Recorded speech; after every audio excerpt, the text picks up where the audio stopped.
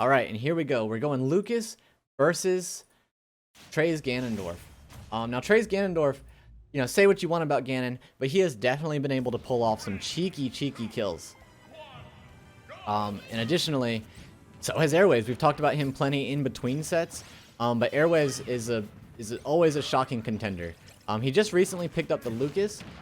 If you want my honest opinion, I would say that with Airwaves' style, Lucas is not the right pick compared to his other characters for this set.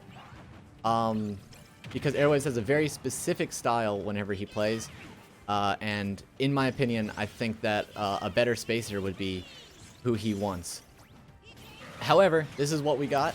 And I talked about that before. That PK freeze is such a good move that it's so tempting to go for, and you often get punished for it if you're going for it in the wrong situations. But very quickly taking it back with Lucas's very powerful and very large up smash. We're seeing lots of aerial landings. I'm wondering if Trey's going to be able to take advantage of that. Not really taking many opportunities to land to mix up his landings, but maybe he's saving that. And Ganon can be a tough opponent in many ways because you have to play so much more careful against a good Ganon. What you get punished for, exactly like that. What you get punished for means so much more when you're playing against a Ganon than whenever you're playing against a Lucas, for instance. If you make the wrong move, that could be stock instead of percent. And sometimes it could be stock instead of a combo. Trey may be going for the Ganon side there, and why not? He's a stock up. Airwaves needing to be very careful here. Them playing both, I think Airwaves trying to recoup, get a little patience back, but ends up falling into that F smash. Okay, I was about to cry for Airwaves in that moment, but he shielded it in time. But he is just taking it, and then no tech on the hit. So that is game one for Trey. I think Airwaves learned a lot from that match, though. He ended up getting stuck under stage with Lucas and not being able to recover. Teching that hit definitely would have made sure that he could have air dodged back onto stage, or even rope snaked back onto stage.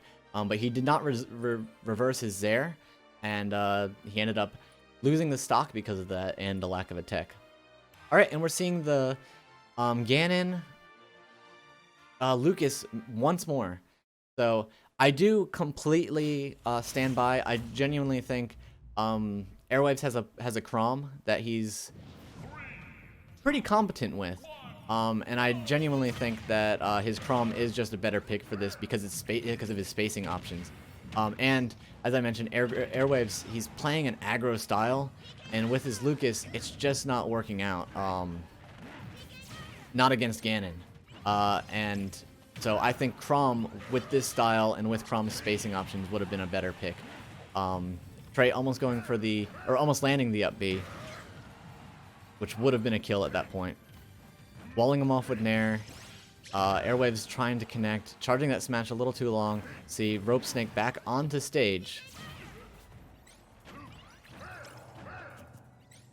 And now Lucas is a character who I think personally has a lot of growth in the meta.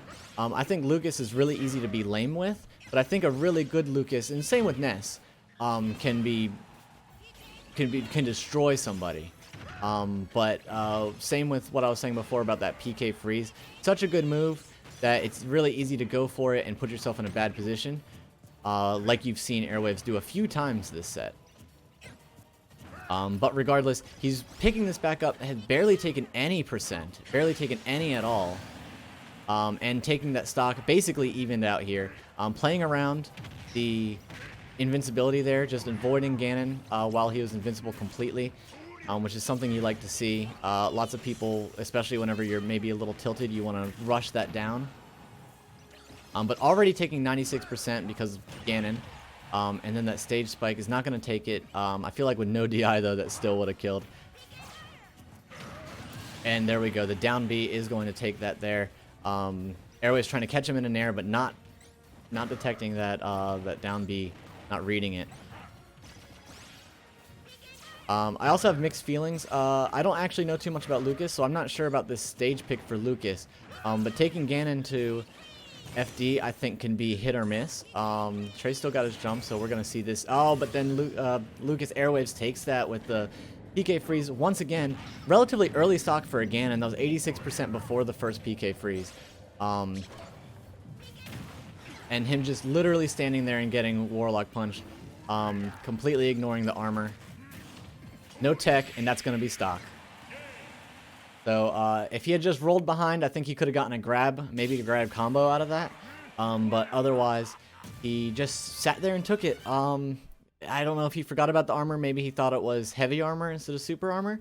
But either way, Trey takes that. YaBoiTrey moving on. Airwaves dropping down into losers with a 2-0. Or 0-2 for Airwaves, 2-0 for Trey.